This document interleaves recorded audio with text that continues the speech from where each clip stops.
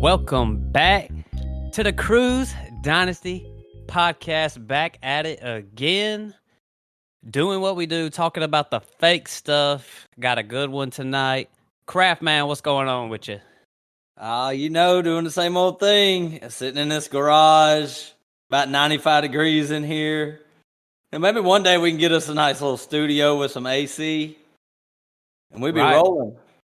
That's dedication, Craft. Dedication, man. Just going through the heat, I'm sitting in there. I feel good. Got me a fan rolling. I feel good, man. Got me a brewski or two.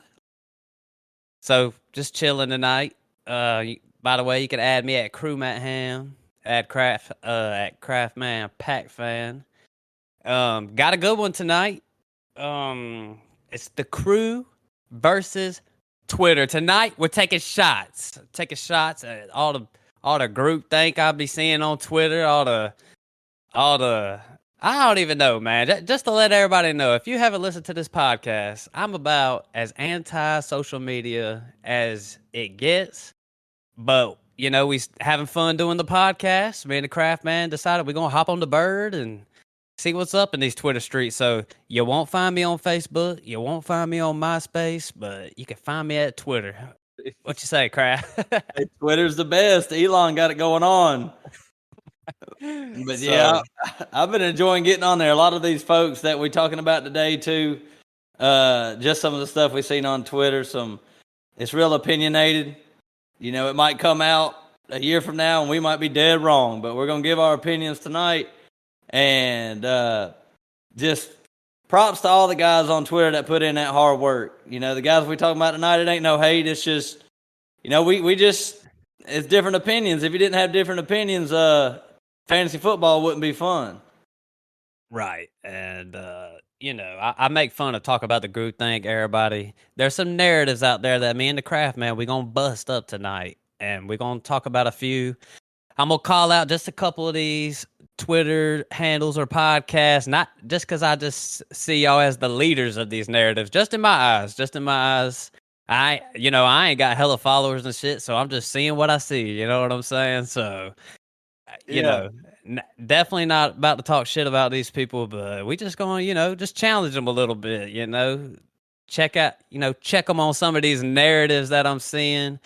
But you're right, Craft. These guys are putting in the work just like we are.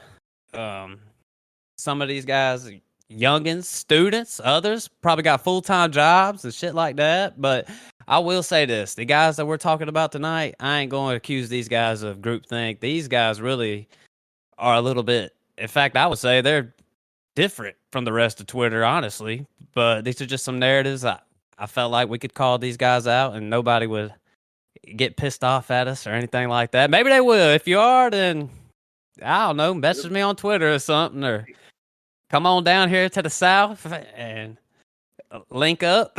We'll just see what's up. Hey, we just enjoy, arguing and disagreements. I mean, it ain't no hate. Like I said, it's just right. It's fun. It's fun to disagree. That's what fantasy football's about. If there was no disagreements, there would be no trades. If there was no values on players, nobody would do anything. Right. So, got a few narratives. We gonna just dive right in. We done bullshitted around enough. Let's just dive right in. And the first narrative we're hopping on tonight, and I gotta be honest, Kraft, I even was kind of buying into the narrative too, but a lot of George Pickens hate out there. So the first podcast, Twitter people we're calling it out is the FantasyScape podcast. I do like listening to these young guys. These guys are clearly some college students, something like that. I listen to their podcast whenever they drop one, even read an article. So shout out to those young guys out there. I enjoy listening to their pod. But hey, whoever's running their little Twitter account, a lot of George Pickens hate, Kraft, man. A lot of George Pickens hate. And we're down here in Georgia. You know me, I hate the dogs, man. I hate the dogs. So we're doing something weird tonight. We're going to defend George Pickens. And I feel weird writing all this shit down, defending George Pickens. I bet you do. Because you don't want to, like you said, you hate the Dogs. You're not going to give any credit where credit's due. It doesn't matter. They don't won 2 national championships. You're going to find whatever excuse you can of why they shouldn't have won them 2 national championships. So you stepping up to the plate and defending George Pickens is like nothing I've ever seen before. Yeah, so I'll just go ahead and say it. I was kind of buying into it, just, fading into George Pickens. But I started noticing on Twitter, I'm like, damn, there's a lot of George Pickens hate. And then a tweet from my homie right here, the Craft Man, you're the one who kind of opened my eyes. You saying something like, why are we fading this offense like that? And I agree. That I don't really think we should be fading this offense like that. And we sure shouldn't be fading George Pickens. Last year, I know George Pickens, he finished as wide receiver 39. The offense wasn't even that good. But I think, with that said, this will be George Pickens. Really, this will be his true second year coming off that ACL in college, right? I know he got hurt early his senior year or junior year, whatever it is. Came back for the playoffs, so he came back early from what I could tell, but this will be his second true year. So I think that works in his favor. And I just think in general, the offense is going to look to take a step up. Their O-line was bad, so they're trying to shore it up a little bit. They brought in Denzel Washington, another dog.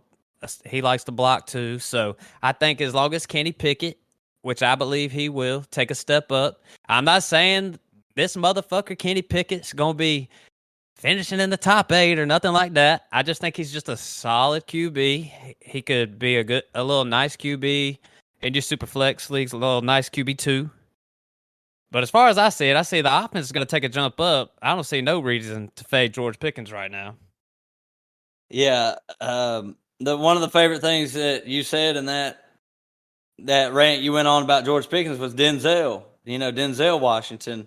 But I think his name is Darnell. I think you're thinking about that the major actor in Hollywood. Denzel. My dumb ass. It is all good, man. But I agree with everything you said. I think Kenny Pickett is going to take a step up. This is one of the offenses that I'm high on this year. The only cons that I could say about Pickens, and it doesn't have anything to do with his physical ability, is just the little target competition with Deontay Johnson, over 140 targets last year. Freiermuth, great tight end. They brought in Allen Robinson. Not really worried about him too much.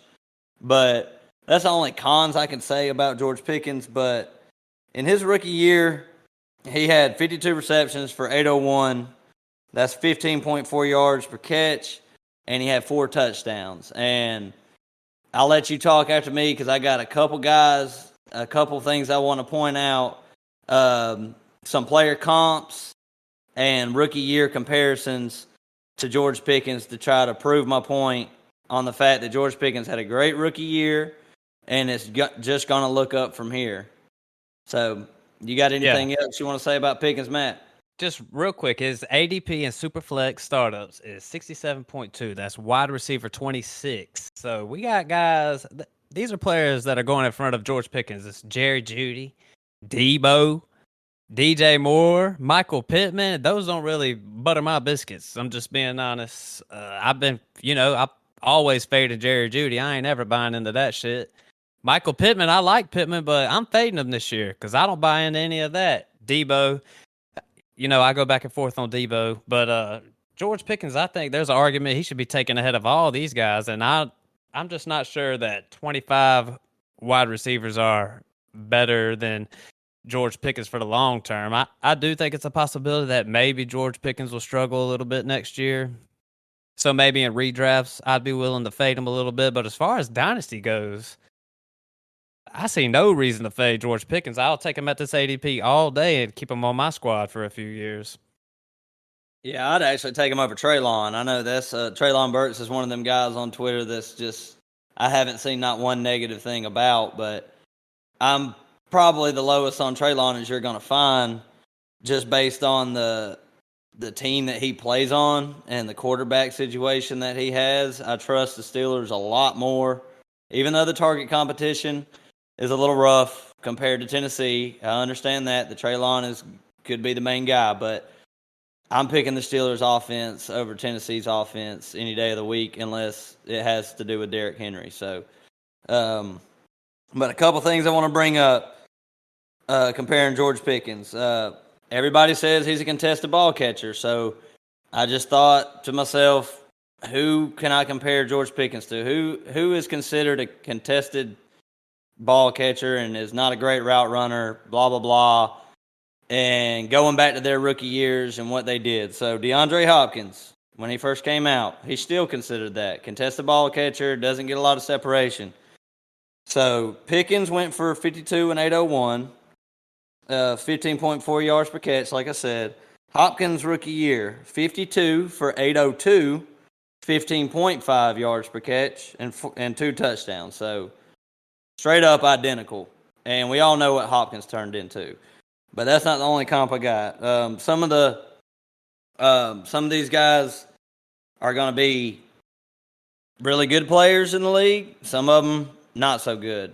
But it all evens out at the end. T. Higgins, contested ball catcher.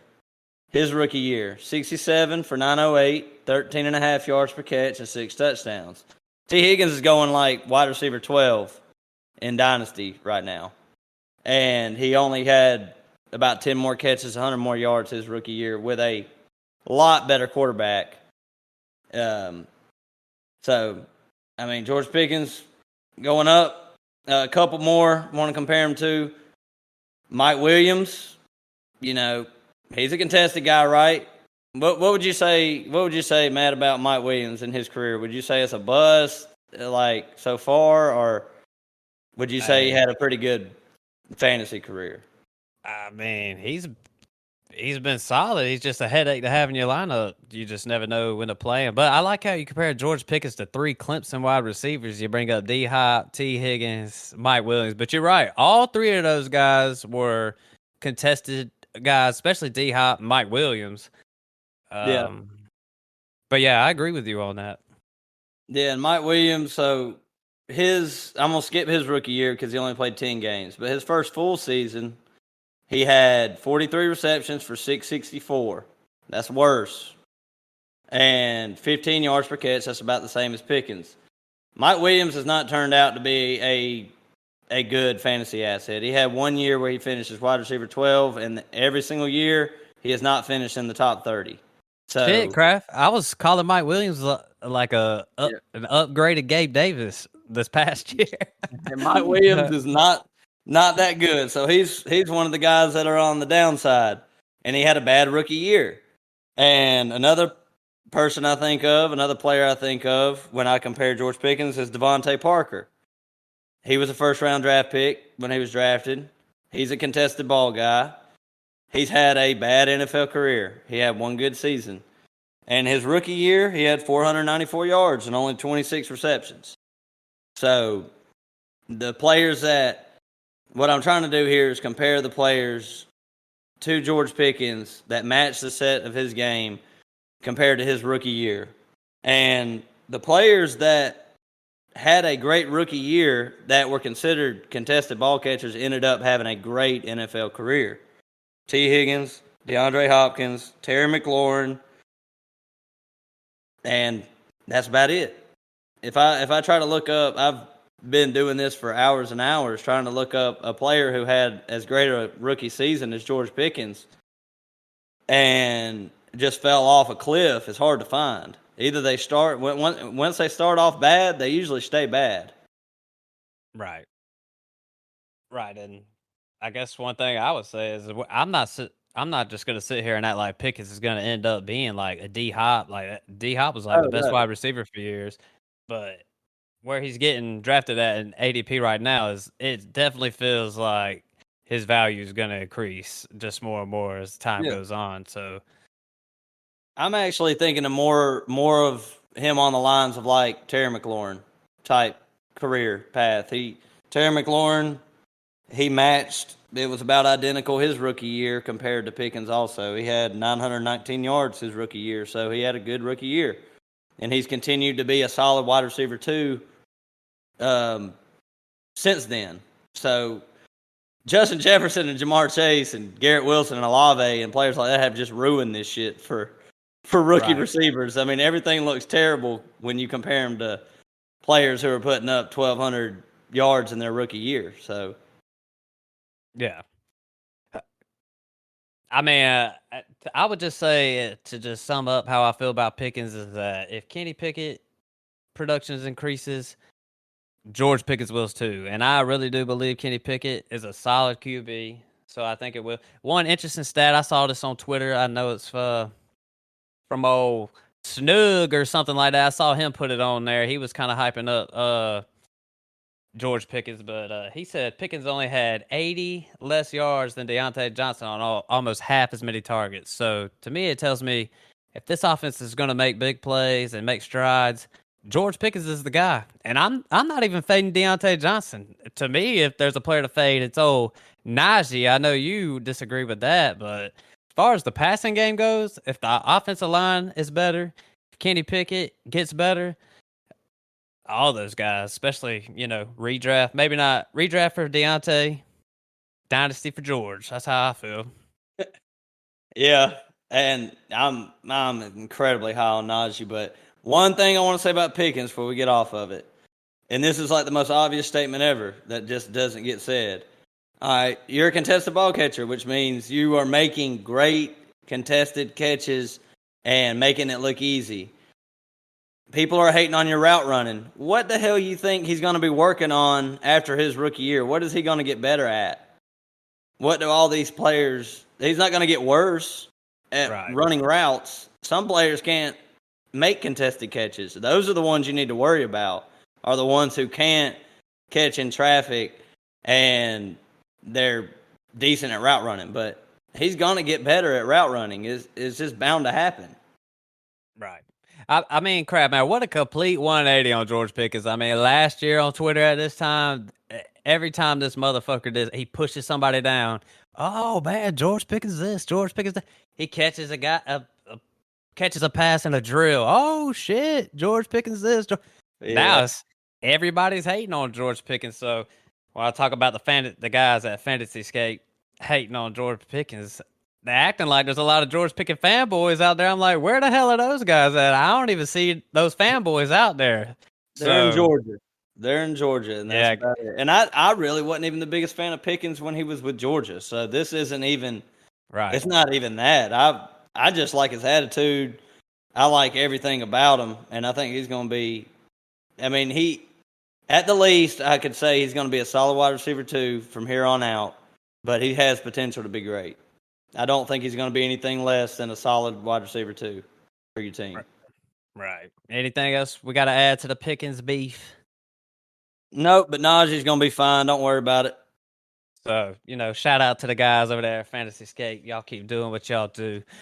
Let's just move on, man. We're going to move on to another narrative out there. And this is one that I don't know if I'll have too much to say about it, but growing up as a Falcons fan, I saw a lot of Calvin Ridley for a few years. So this one right here, I'm going to say shout out to my guy. I think his name's Peter Cardinale. I think he is a fantasy football analyst out there. I've interacted with him a few times on Twitter, and I like listening to this guy, reading what he posts because, it's like I said, he doesn't get in that group think. He has different opinions than other people. So shout out to this guy, Peter Cardinale. I hope I'm pronouncing your name right. But this guy's on that Calvin Ridley bandwagon, and I've been seeing a lot of hype about Calvin Ridley. And this maybe not be for Dynasty. For Dynasty, as far as I could tell, Calvin Ridley's like one of the top sell highs in Dynasty, as far as I could tell, because the hype, it's got a lot of hype. If you can get a first, I mean, hell, I sold Calvin Ridley for the 201 and another 2 seconds, and I felt great about it. So easily a sell high. I would definitely try to get a first, though. Don't be like me and don't settle for seconds, but go get you a first for Calvin Ridley. But as far as redraft and best ball this upcoming season, Calvin Ridley's got a lot of hype. And I know in best ball he's going as the wide receiver 16.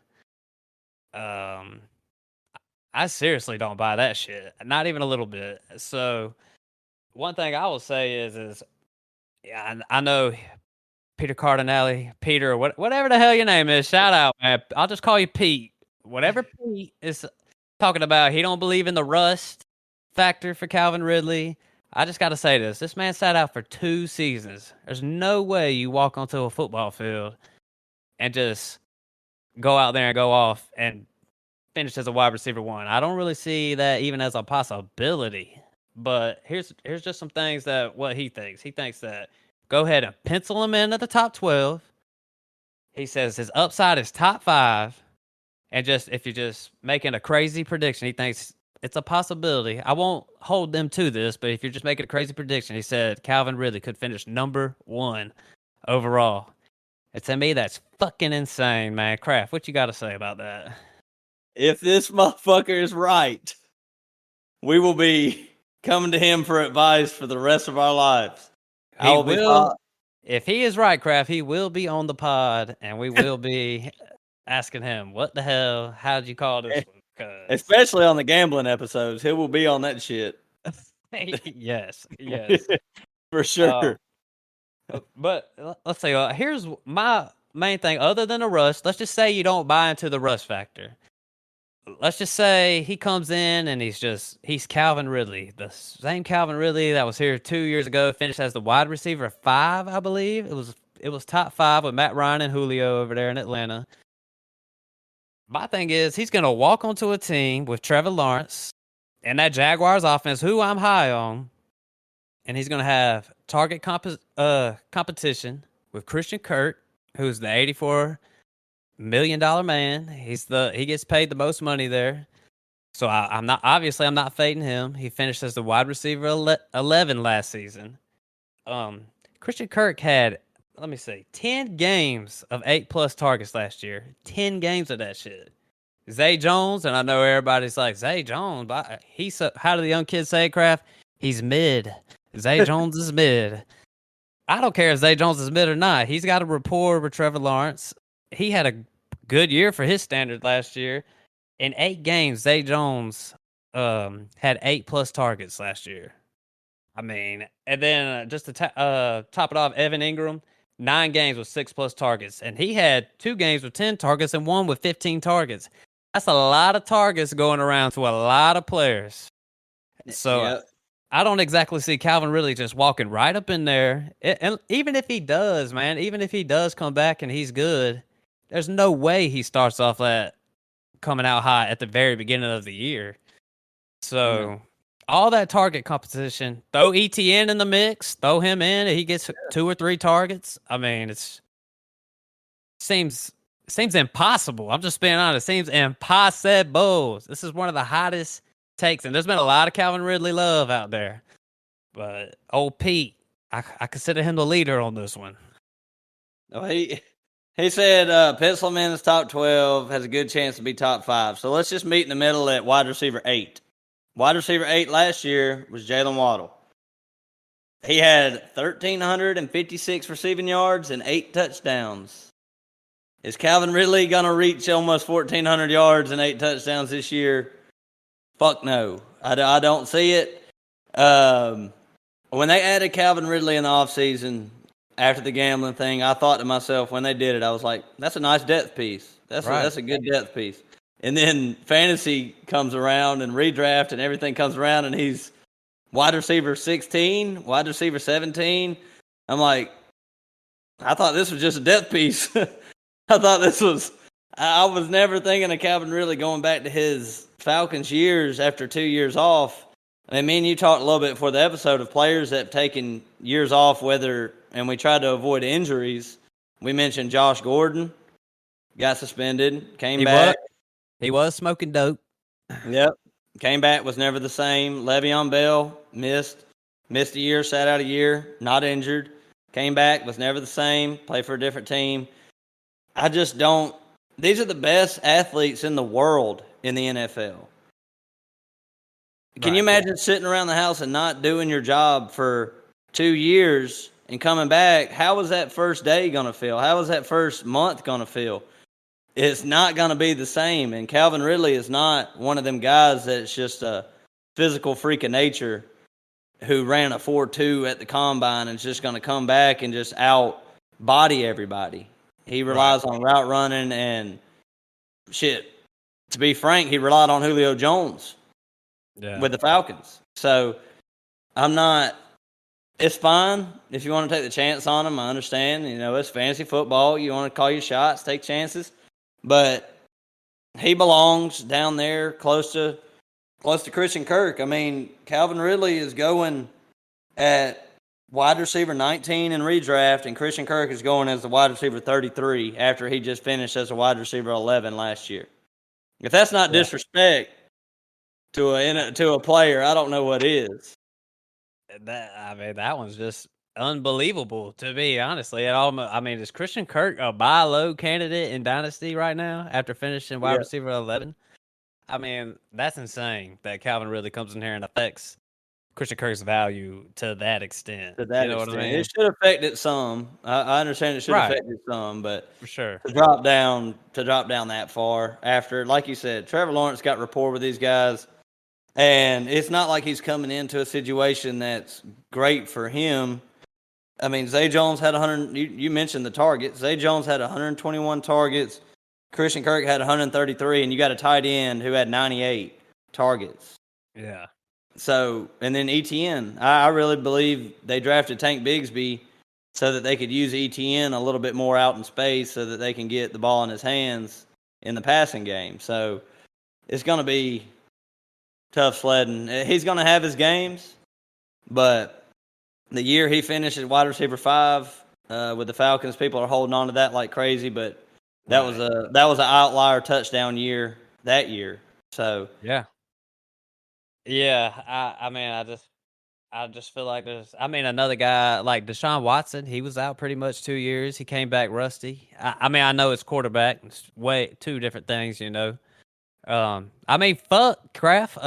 Michael Jordan played baseball for 2 years and came back and lost to Shaq and Penny in the playoffs when he came back. Like, you just don't Kraft, man. You just don't sit out a couple years and come back and just ball out. I just don't see it. Don't forget, he didn't just miss 2 years. He got 2 years older while he was out. So, right. And I can't. I'm just thinking to myself, you're playing against the best athletes in the world who have been training their asses off, and you have been. I mean, I'm sure he's been training. I'm sure he's been working, but there ain't nothing. It's nothing like getting on the NFL field and playing with these guys and taking hits like that too. And that's another thing I'm concerned about too is injuries. I mean, when you've been sitting out that long. Well, real quick before we move on, what do you think Calvin really does? Does he finish top 24? Because to me, that's risky. If I had to give him like a stat line, I would say something around 75 for 905. Yeah. So what you think that gets you? Top 24? Like 28, 30. Okay. All right. Well, shoot, if, shout out to you, Peter Cardinale. I follow all my people out there, the crew, all y'all. Follow him on Twitter. He's a good follow. I definitely like checking out what he's got to say. And it definitely ain't going along with the norm on Twitter where everybody's saying the same shit. He ain't one of them guys. So shout out to him. But your Calvin Ridley take is crazy, man. Crazy. Bogus, man. I don't even know, man. That top 5 upside just seems sheesh. To defend the man. And we're talking to the Cortland Sutton lover over here from last year. And and the guy who said Amari Cooper shouldn't be rostered, who finished as wide receiver 10 last year. So we are definitely, well, me personally, I don't know about you, Matt, but I'm wrong a lot. Hell, I said DJ Moore was top 12 last year. Michael Pittman, I had him up there last year. Like, definitely swinging and missing, but them Colts and Broncos really fucked us last year, man. Right. Along with a lot of other people, but good God. So, yeah, man, give him a follow on Twitter, and we'll be shouting him out on the bird. But, yeah, as far as Calvin Ridley goes, when it comes to Dynasty, I think you sell high. And as far as redraft goes and best ball, just go get Christian Kirk. Nah, I think he's better at this point. So, anything else before we move on to the next one? My favorite. Oh man, this is my favorite topic right here. My favorite topic to talk about. I just, oh man, I'm just giggling just thinking about this topic right here. I was just thinking, what do me and Kraft agree on the most that is just seems the most far out there, and that's this Anthony Richardson propaganda out there. That's just like so. Shout out to the Dynasty domain. I hope y'all hear this, but they're a little bit bigger, Kraft man, so. They probably don't give a fuck what we got to say about Anthony Richardson right now. So shout out to the Dynasty Domain. They're a bigger podcast. I love their podcast. And I'm not really even an analytical kind of guy. They break it down. They go right to work, analytics and stuff like that there. So go get the Dynasty Domain a follow, all my people. Because, Kraft, man, I feel like most of the people that listen to us, our little community, I don't know if they're really on Twitter that much. Doesn't feel like it. So give the Dynasty Domain a subscription. Add them on the podcast. If you don't add us, go ahead and add them. I like the work they do, and it seems to me like there's some young guys, maybe some college guys, stuff like that. They love them some motherfucking Anthony Richardson, Kraft man, and nobody's hated on Anthony Richardson more than I, except for the Kraft man, maybe. So, what you got to say about Anthony Richardson, Kraft man? You know how you listen to the footballers, man, fantasy footballers, probably biggest fantasy podcast all the time. And they got the drop of the 55. Yeah. 55. You got to go down 2% more to get the 53. And that is Anthony Richardson's completion percentage in college. I can't look. I've tried my best to look it up. We need writers, we need a team, we need journalists and all this shit to look it up. But this has got to be like the worst completion percentage of all time drafted in the first round in the NFL draft. I would love for somebody to, if they listen to the podcast, hit me up on Twitter and confirm that, because I don't know if there's been a quarterback drafted in the first round in the NFL draft who had barely over half completion percentage. Right. I guess my thing is, Kraft, is, we haven't been doing the pod too long, over a year, about to hop in our second season and stuff like that. And so, I haven't watched too much film of just breaking down film of these guys. But I'd be damned if Anthony Richardson and Will Levis weren't some of the worst film that I ever fucking saw, man. I mean, I watch a lot we're down here in the Southeast. I done said it a lot. We watch college football is king down here. It is king. I've watched a lot of football. I've watched a lot of Florida Gators. This is the only thing I'm going to say in Anthony Richardson's favor is that, to me, it seems like the Florida Gators really ain't buttoned up like that. They've been kind of struggling for a long time, except for like one season since Tim Tebow left. So I don't know if I'm all the way put the blame on Anthony Richardson from that standpoint. But damn, Kraft, this dude was so trash at Florida. I'm sorry, man. It's not like he was surrounded by bums on his team.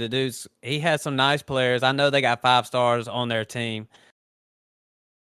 I mean, Anthony Richardson right now in Superflex ADP is going 16.8. He's going as a quarterback 9. So to me, Kraft, man, it almost feels like before he has even stepped on the field, one time we're drafting this guy at his peak.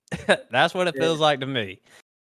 And, we was just in a startup we got a bunch of heavy hitters, real good players, and we was in a startup, and he went at the 202, I believe. Is that correct, Kraft? 202? 202. He just got traded real quick, too, because Will figured out he made a fucking mistake. Right. So, as far as he wasn't accurate. You said his percentages and stuff like that. And my thing is like, I know a lot of people don't believe this, but he was in the SEC East.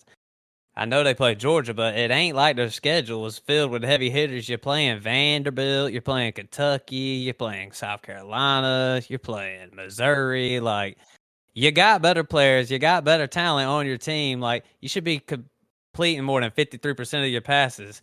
And this is my main thing right here, Kraft.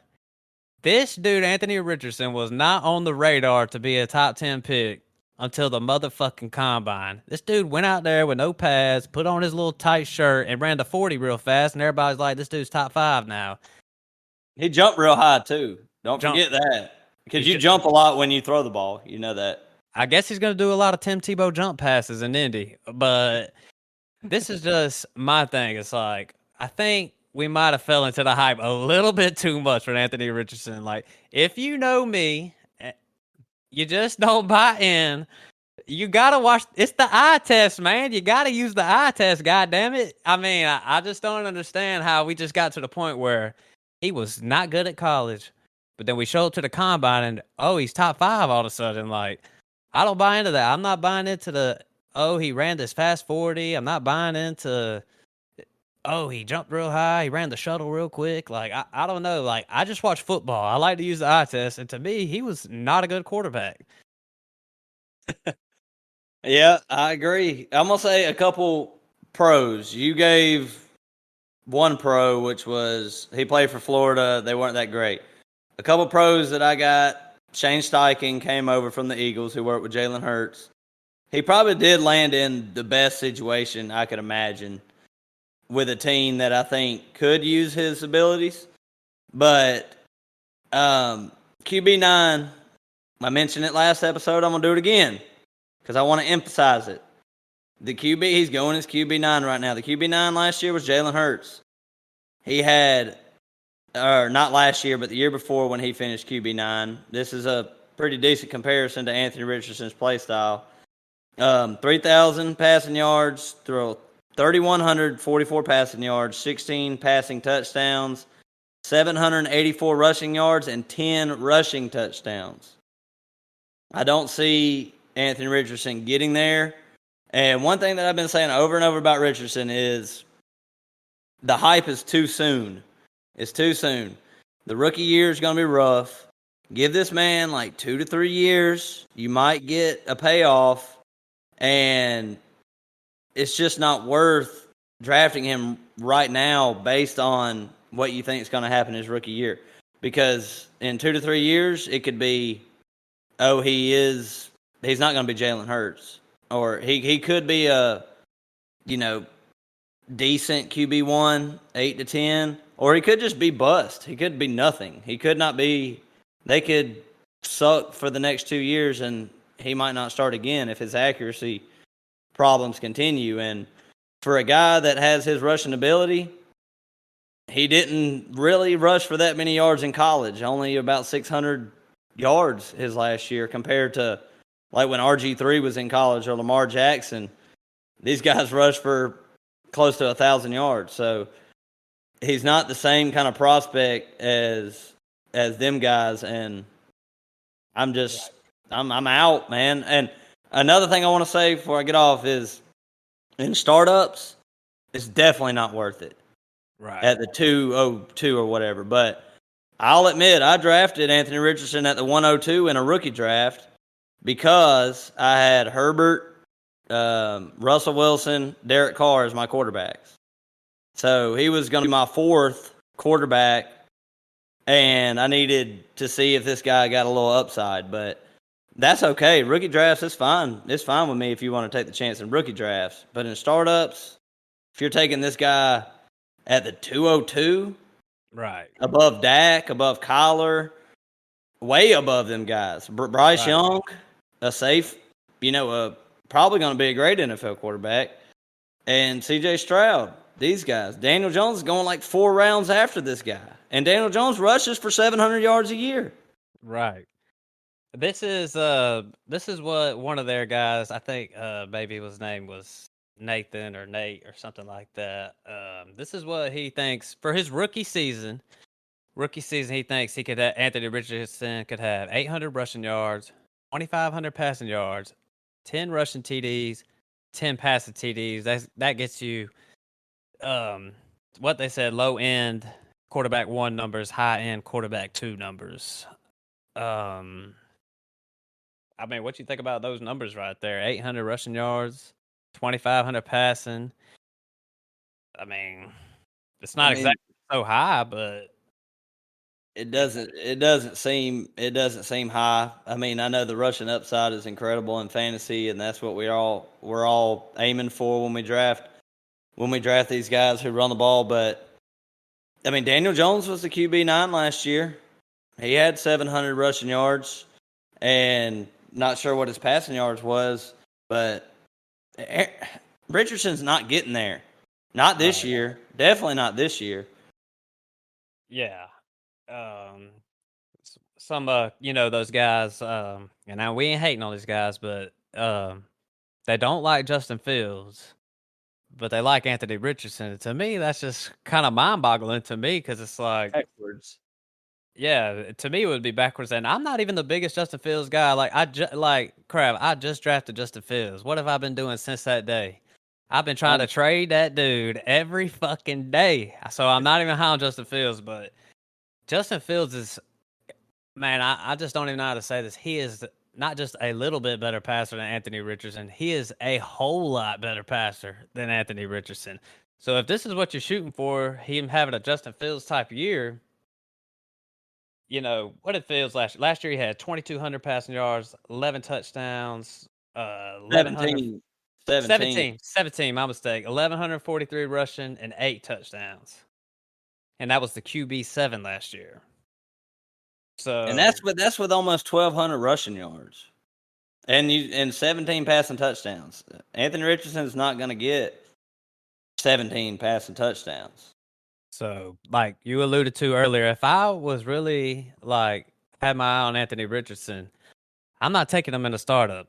I'm gonna wait till they fuck around this year up there in Indy, and I'm gonna buy the dip. I'm gonna wait till the dip comes in. I think he'll look like shit. He'll probably be dropping into that Superflex ADP, and then if you really feel like Anthony Richardson's gonna be that guy, I'm buying on the dip. That's how I feel about it. But it's tough to go out there and use your 202 pick on a guy that's, I mean, I know risk and taking a chance. That's what fantasy's all about. So I understand the lure of Anthony Richardson, but it just seems like this is the guy that we're taking the high risk on. Like, I don't know. Seems wild to me. Yeah. It's just that guy this year, really.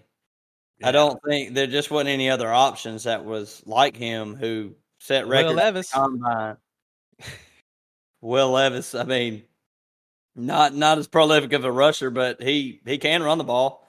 Yeah. I mean, Kenny Pickett can run the ball pretty well, but I mean, if you can't do it in college, what makes you? And I understand he's still really young. He's like 21 years old. That's why I'm saying, we're jumping on it. I'm with you. Buy the dip once he's really struggling, because it's gonna happen. Anthony Richardson is gonna struggle. His pocket presence was absolutely terrible. He's gonna get sacked, even though he's a crazy athlete. If I was the Colts, I would rely on Jonathan Taylor and run that zone read about 80% of the time, and that's probably the best you're gonna get. This is one thing, because I'll give a little positive for Anthony Richardson and Justin Fields. Anthony Richardson is gonna have way better weapons than what Justin Fields just had in fucking Chicago with those bums. I mean, at least Anthony Richardson's gonna have Michael Pittman out there. They're gonna have Josh Downs. Some people are high on Josh Downs. Me and you wasn't really the highest on him, but I do see why people like Josh Downs. A little small for my likings. Jonathan Taylor, new coach. Like, his situation is way better than what Justin Fields' was, but I don't see Anthony Richardson coming close to Justin Fields, and I'm not even a Justin Fields guy. But here's one here. Justin Fields was a spectacular college player, right? Heck, when he was coming out of high school, he's recruited with Trevor Lawrence. Like, it was neck and neck. We're talking about kind of stuff. I don't know. But here's a comp that I've been hearing a lot. Cam Newton. He looks like Cam Newton, and first of all, he ain't as college-wise, he ain't in the stratosphere as motherfucking Cam Newton. Cam Newton played 1 year at Auburn and was winning Heismans and going to national championships and winning it, and that was when he was in the SEC West. This guy's over here in the SEC East, struggling But Cam Newton, what was it? His best year? No, this was his rookie year. The numbers we got. He finished as QB4 his rookie year. That's correct, Kraft. Yep. And he had 3,869 passing yards, 19 touchdowns, 740 rushing yards, 8 touchdowns. He was QB4 that last year. I feel like if that's what you're trying to get to, I just don't see that happening. But real quick, Kraft, what was it? Cam Newton's one of his worst years. He was a QB 17. He had 3,127 passing yards, 18 touchdowns, had 539 rushing yards, 5 touchdowns. He was the QB 17, and that seems more realistic to me. That's exactly the stat line that I think is possible, and it could be lower. So what do you think? What do you think his ceiling really is past this year? I know this year definitely not high on him, but say 2-3 years down the road, is that 202 ever going to pay off, or would you? Bryce Young's not going at the 202. Right. Would you take Bryce Young at the 202 over Anthony Richardson if you were just – I wouldn't do it. I'm not recommending that to anybody. Don't do that. Right. But would you just take Bryce Young in a startup draft over Anthony Richardson? Yes. I feel like I had him and Stroud ranked ahead of Anthony Richardson this past year. But me and you, we talked about it like in the second rounds, a lot of these rookies were coming off the board. I think all 3 of them came off the board in the second round, and me and you were saying we wouldn't take Stroud them. went in the third, I think. I do think Stroud went in the third. So that's not me. I took Kyler Murray in the second. I mean, his ADP is in the motherfucking 4th round right now, and I was willing to take Kyler Murray. That wasn't even Anthony Richardson didn't even cross my mind. So. Because he was gone. Oh, yeah, that's true. He was gone, wasn't he? I mean, how the hell do you take... that one's tough, Kraft. This is the toughest one. That is something to talk about right there, that Anthony Richardson, ADP is in the 2nd round, and Kyler's in the 4th. And right. Kyler is a rushing quarterback who can run for 500 yards or 600 yards in a year and throw for 30 touchdowns. Right. And just because Kyler he's a quarterback who tore his ACL in about the same week that Breece Hall did last year. Breece Hall's a running back, and Kyler Murray's a quarterback. If one of the players can come back sooner, it would be Kyler. But in Dynasty, people are worried about that little 6-week, 8-week thing. Just 6 weeks ain't shit in Dynasty. Hell no. Go draft Javonte Williams while you're at it. 6 weeks ain't shit.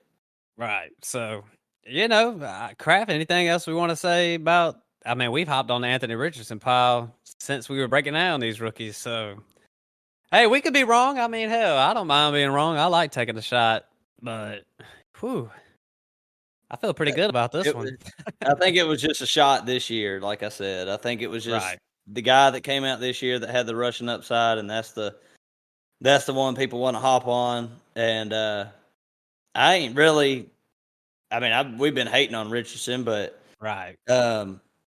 he seems like he works hard. I see tape of him. He looks good. He got a strong-ass arm for sure. And I'm just saying, just give it a couple years. Buy the dip, like Matt said in Dynasty. Just buy the dip because he's going to struggle, and then get him for cheap a little later on, because the 202 or just the 2nd round in general is just too pricey right now. Yeah, so, not too much more to say about Anthony Richardson. Me and Kraft hadn't really been too high on the man, but shout out to those guys over there at Dynasty Domain. They're calling their shot. I love listening to their pod. Go give them a follow on Twitter. I listen to their pod. Kraft, they get a little testy. They get a little fired up sometimes. So, if they hear this, they might say something, but I don't know. We ain't even on their radar. They might be like, look at these motherfuckers trying to call us out. They ain't shit. Hey, man, we just like to have fun. Right. Hey, and y'all keep doing y'all's thing, man. I like I said, I love the pod, but those were really the 3 main topics we were going to hit on tonight. But as far as I wanted to before we left, I wanted to hop on a little thing, but I've been kind of, even before I got on Twitter, I've always been bitching about this kind of shit right here, what I'm about to say. And my thing is, Craft, here's the question. Why do some players get so much love year after year after year? And why do other players who are good get so much hate year after year after year? Like we alluded to it earlier, Kyler Murray. This motherfucker has finished in the top 5. I think he has a quarterback 2 year or a quarterback 3 year or something like that. Dude's finished in the top 6 like 3 times. He got hurt one time at the end of the year last year. And No, Joe Burrow had an ACL injury at one point. And I looked at Kyler Murray's ADP today. It's at 44. 40 motherfucking 4. So it's like, this dude gets a lot of hate. But I got a little thing right here about guys that just get a lot of love, like Jerry Jeudy. We're still waiting on the breakout for Jerry Jeudy. I think people forget this guy was a top 10 draft pick at one time. Like, when the fuck is this breakout gonna happen? And I don't want to hear his quarterbacks ain't this, his quarterbacks ain't that. D-Hop rarely had a quarterback. Even guys like DJ Moore, that motherfucker did not have a quarterback in Carolina. He was still finishing in the top 12 that had 1,000-yard receiving seasons. Who else? Terry McLaurin. Who the fuck's his quarterback been? He wasn't a top 10 draft pick.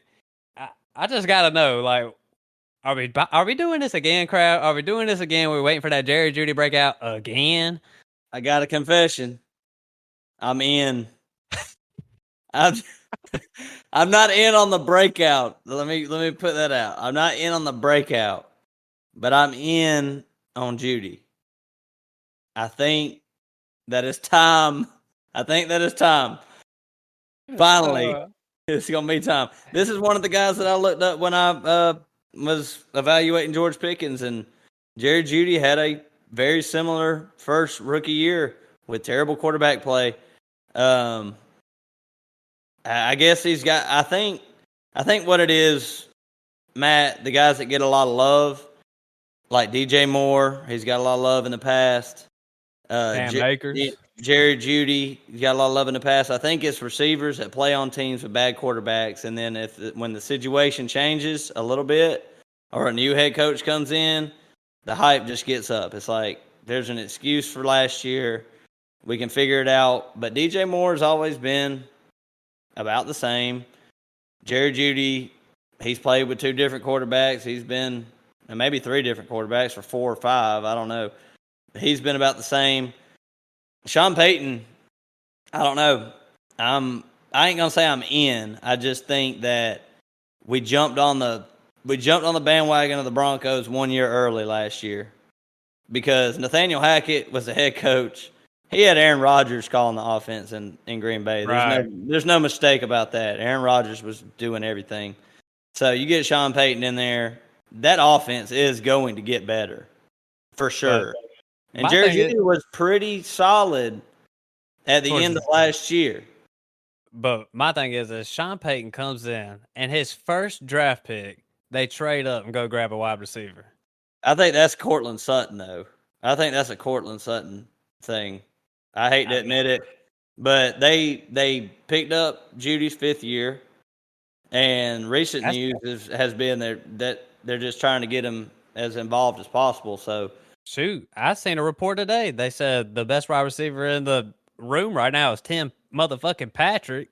Because he is. Because that dude is the man. That's bad news for Cortland Sutton too, though. Not Jeudy, I don't think. I don't know, man. So that's just one that gets me. It's like, damn, we're waiting another year for this top 10 draft pick and here's another guy that I'll compare Jerry Jeudy to is that gets a lot of hate is Marquise Brown gets so much fucking hate. He's been better than Jerry Jeudy. I've never thought Jerry Jeudy was in the same class as Marquise Brown when it comes to fantasy football. I've seen even when this guy was in Baltimore and they were running, I've seen Marquise Brown go up to be a wide receiver 4. Then this past year, he was like wide receiver 5, and then he got hurt or whatever. So to me, it's like he just got to put it all together as far as like health-wise or quarterback-wise. But it's like Hollywood gets faded every single year. And they always make him a new. Oh, he's a burner this year. He's a burner. He blah blah blah. So then he goes to Arizona. He's catching all these dinky dunks, and it's like he can work the short game. He can work the deep game. I just want to know, why is Marquise Brown get a lot of hate? Who I'm fading this year. I'm fading him a little bit, but we got guys like Jerry Jeudy getting love. Like, that's insanity to me.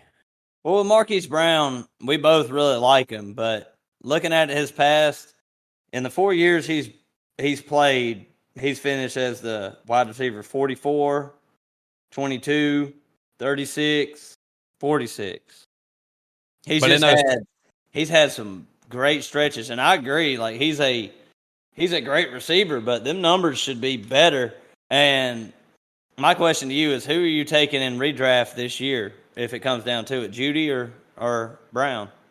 I guess it comes down to their ADP, but Jeudy ain't even on my board. Like, I'm not buying into that shit. Why would I go out there and try to Jerry Jeudy hype again? Russell Wilson and all that don't float my boat to go get Jerry motherfucking Jeudy. That guy, this crap, I just can't get this. I can't bang this point across. This guy was a top 10 draft pick, and we're still waiting on the breakout. It's insane. But he hasn't been the worst. He ain't been good. Most of his years have been over 800. I mean, it's not been what people expect. I mean, I agree that he's not. Even Cortland Sutherland. He's not a breakout anymore. He's just, can we get like a DJ Moore type season? Can we get like a wide receiver 17 out of this guy? This would be a win. This would be a win. That's what I'm drafting Jerry Jeudy to be. I'm not on Twitter saying, Jerry Jeudy is, gonna break out. He's gonna be top 5 or top 10. Like, all right, if you just look at it as, I think he's a solid player. I think that's possible. Well, that just seems like we just lowered the expectations big time. I can say that about a lot of people, man. Chase Claypool, I think, he's a solid player if possible. Man, I seen a picture of Chase Claypool the other day. Just imagine trading for that guy, man. Clown. Hey, you wanna talk about some shit right here? Talking about Chase Claypool, who gets crazy hate. Chase Claypool has put up about the same stat numbers as Jerry Jeudy through his career. So this is a guy who gets hate. I mean, last year was bad. He went to Chicago, but in his first 2 years, 873 yards, 860 yards. Jerry Jeudy, his first 2 years, 856, 467, and then 972 last year. So that is kind of a weird thing where Jerry Jeudy and Chase Claypool is one of them guys that and I'm one of them. I can't stand that much. I just got rid of him for a second rounder so quick. I was like, damn. I think it was a third rounder, actually. All right, crap. Another guy, I've been on this pile. Oh, Cam Akers. We're expecting Cam Akers to break out again. We're getting another breakout from Cam Akers again. I'm seeing so much love from Cam Akers again. I have to be right about Cam Akers again. It's crazy. This dude is trash, bro. He's sorry, man. I don't care what his ADP is. His ADP could be RB 40, and I still would not take Cam Akers' sorry ass. He's a bum. But here we are on Twitter and the media, and we love Cam Akers again. The dude was almost cut last year. He was almost not even on a roster last year. He had a nice little stretch at the end of the year when Baker Mayfield was the quarterback, and he scored a couple touchdowns. Explain that one to me, man. Another year of the Cam Akers. And listen, now I want to clarify. I watch ACC football. I saw Cam Akers at Florida State. He wasn't good. I don't care what anybody says. He's supposed to be the next Dalvin Cook. That sure as fuck did not happen. So now here we are again, another year. Man, shout out to Dunk, man. It feels like I'm just hating on all his players, man. Where's Kyle Pitts at? Kyle Pitts got to be in there at some point. Gotta be, yeah. I'll say my piece on Cam Akers. Got another confession to make. I'm in. I'm in again. What is his ADP? Probably running back. Oh, go ahead, Kraft. The reason I'm in is because you remember a fellow Jacksonville Jaguar running back called James Robinson finishes like the running back 4 because there was no competition. And there is no competition in this Rams offense. Zach Evans, Kyron Williams, that's not big names. Sony Michel. Those are not big names. Hey, man, for everybody out there, go ahead and grab Zach Evans, man. He's a nice little handcuff to have because Cam Akers ain't doing this shit. Cam Akers came off an Achilles injury way early last year, too. Well, what about before that? He was a good running back before that. Go ahead and pull up the numbers. I remember him having a nice little 2 or 3 games. But he ain't shit. He had a good playoff run is what it was. Oh, he had a good playoff run. Well, it sounds like Gabe Davis of running backs to me had a nice little playoff. And then, so that's just another one. All right, but Kraft, I want you to go ahead. I'm going to let you defend Najee Harris today. I've been fading Najee Harris. My thing is, and this is where I'm with Twitter. Everybody's hating on Najee. Everybody's hating on Najee, and I just kind of fell for it too. I'm hating on Najee too. I'll put it like this, Kraft. He was a dynasty, top 5 dynasty when he was with Big Ben, catching 100 balls and getting 400 targets, but he's never getting that target share ever again. He's inefficient as fuck. So go ahead, Kraft. It doesn't matter about inefficiency. All that matters is volume, volume, volume. That's the only thing that matters. And Najee is going to get the volume. They upgraded their offensive line. I told a guy on Twitter the other day he was hating on Najee, and I just had to step in. I was like, this Najee hate's got to fucking stop. and I just defended him. I was like, if he has another inefficient year this year as a running back, like as just a prolific running back, then I won't defend him anymore. There's no excuses. But they upgraded the offensive line. He's going to get the goal line work. I do like Jaylen Warren. I actually think that Jaylen Warren is a pretty decent sleeper, at the end of drafts. But you're just not going to find a running back in the league now other than like Derrick Henry that's going to get the goal line work. He's still a good pass catcher. It doesn't matter if he runs for 4 yards, 3.7 and carry. It just doesn't matter. He's going to put up fantasy points, and that is all that matters to me is who puts up fantasy points at the end of the year. Najee, he feels like David Montgomery to me. That's what he feels like. David Montgomery was very good for a long time. He was in solid. Fantasy. He put up points. But real quick, just think about how David Montgomery, he doesn't ever get the love, but Cam Akers gets a lot of love. Just let that one sink in for a sec. But real quick, Najee's ADP has dropped like drastically. I mean, we're taking Pollard over this guy. I'm not even hating on none of these guys. I mean, because they deserve it. I really like the running back class this year. But Najee's going 3, 4. He's going as RB11 this year. He's going behind Breece Hall, who's coming off a ACL injury, and I'm always 2 years. I'm not doing it again. I'm not drafting Breece Hall. I'd take Breece. I'm not drafting Breece Hall in redraft over Najee Harris. Plain and simple. Not doing it. Not doing it. That's spicy right there, Kraft. Well, I mean, whatever. It might be spicy, and them shits are gonna be rough the next day. But I'll take Najee over. Breece Hall's definitely the better athlete at this point. There's no doubt about that. But as far as the workload goes, if we're talking redraft, Najee he's just gonna be fine. He's gonna be a back end RB1 with major upside. All right, Kraft. Here's one that I know you won't agree on, but and I've been going back and forth.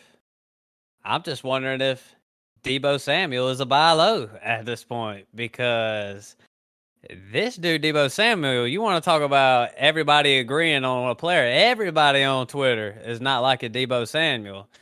So I'm just wondering, and we'll hop off the pod here in a sec, but I'm just wondering real quick, Kraft. Debo Samuel, is there any possibility this guy's at a buy low point at this point? No, I think he's right where he probably should be. Him and Ayuk, I think Ayuk is definitely the better deal at this point because the way I look at the San Fran offense, it's really dependent on, and I hate to say this because it might not happen, but who gets injured? You know, if Ayuk goes down, Debo's stock goes way up. If Debo goes down, Ayuk is going to be a beast, and so is Kittle. There's just too much.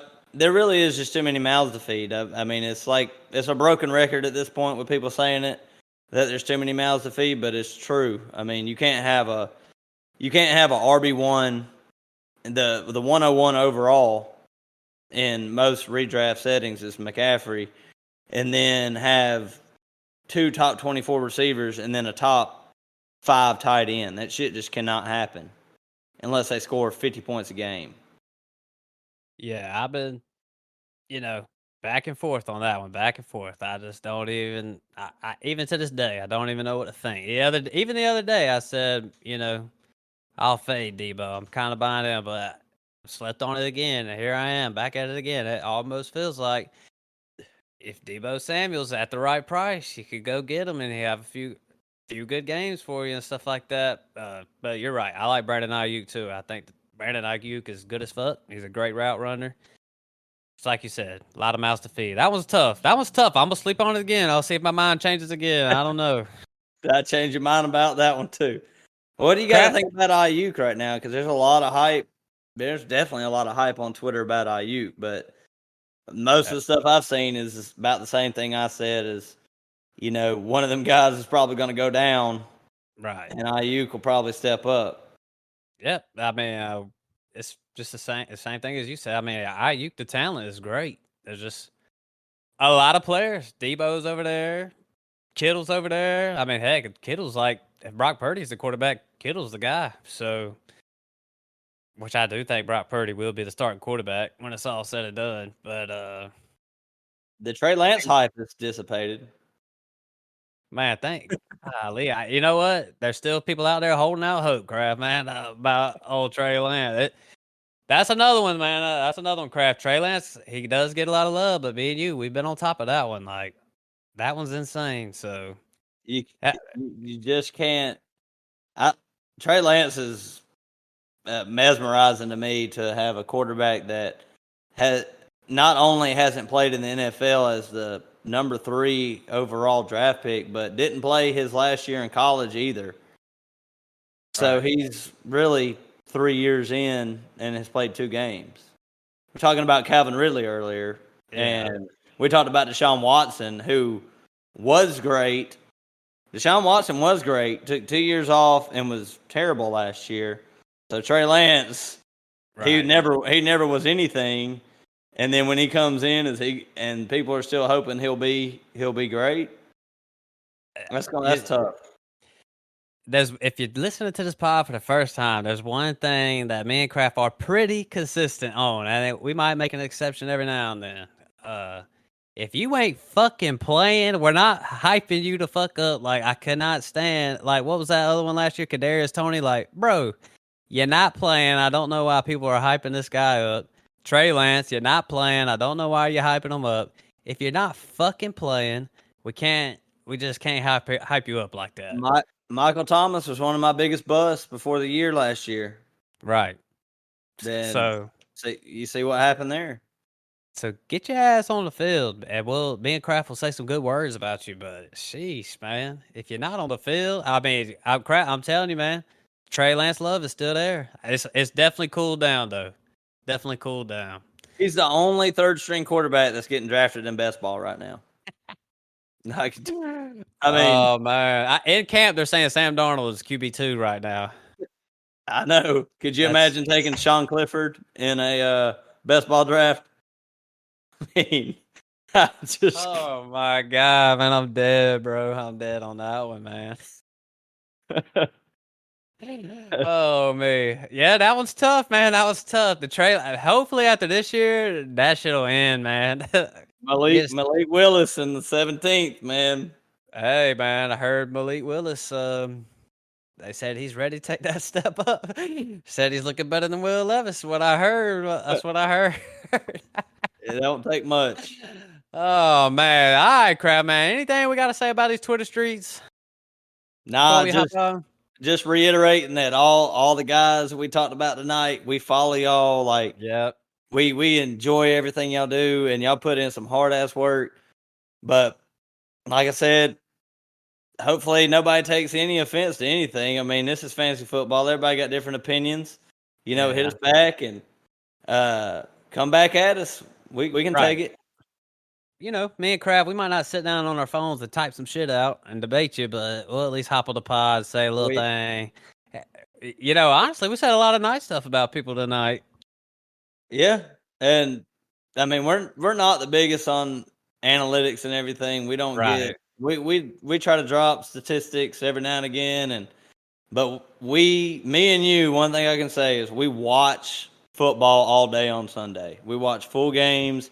I watch Red Zone sometimes, but I enjoy watching full games and watching players and judging them based on what I see on TV. Agreed. I mean, I'm big on the eye test over here. Like, I like whatever my eyes tell me, that's what I like to go with. I might not dive deep into some analytics. And honestly, I think you like them a little more than I do, analytics and stuff. But, if you come at me with some ADOT and all that shit, like, I'm just going to say, get the fuck up out of here. Like, I don't really care about what the average distance of travel is. Like, average distance of target. Whatever. You don't even know what it stands for. I mean, I don't give a fuck about it, but shout out to everybody. Shout out. So, real quick, the people we talked about, FantasyScape podcast, shout out to those young guys. Peter Cardinale. I hope I pronounced your name all right. Shout out to you. You're a good follow on Twitter, and shout out to the Dynasty Domain. I can only hype them up enough. They've got a great podcast. Other than that, add the Cruise Dynasty podcast and give us that 5-star review. Craftman, anything you want to say to our people real quick? Man, nothing much. Let us know on Twitter what y'all want us to talk about. Some players that y'all think are getting a little hyped up, not enough love, too much love, and we'll get on here and talk about it. And we got some more Dynasty stuff coming up. One thing me and Matt talked about, we want to give a little tips for startup drafts. Try to help everybody approaching their Dynasty leagues, because I played in a new Dynasty league with brand new people who were all into redraft, and it's totally different than playing with people who've done Dynasty for like the last 5 years. So it's just a different strategy you have to take, especially in your startups and also when trading. So there's a lot of cool stuff coming. We're going to be coming with here in the next couple weeks, next couple months. Well, forever. We'll be coming with cool shit forever. Hey, like I said, I'm doing this pod till the day I die. I don't care if only 5 people listen to this shit. I'm going to still sit on this mic and I'm going to talk this shit. So it's kind of like AA meeting, ain't it? With like fantasy. It's like I just be looking to talk to people about fantasy all day, and then the podcast is kind of like my escape. Right. I thought you talk about AA meeting, and here I am smoking dope and drinking beers all the time doing this shit. Not an AA meeting. This is not good for stopping drinking, because I drank a few tonight, but it's all a good time. So love on our stuff, hate on our shit. Thanks for listening to the pod. You can find me at Crew Matt Ham. You can find Craftman at Craftman Pack Fan. But check out the pod. Other than that, I mean, we out. Peace.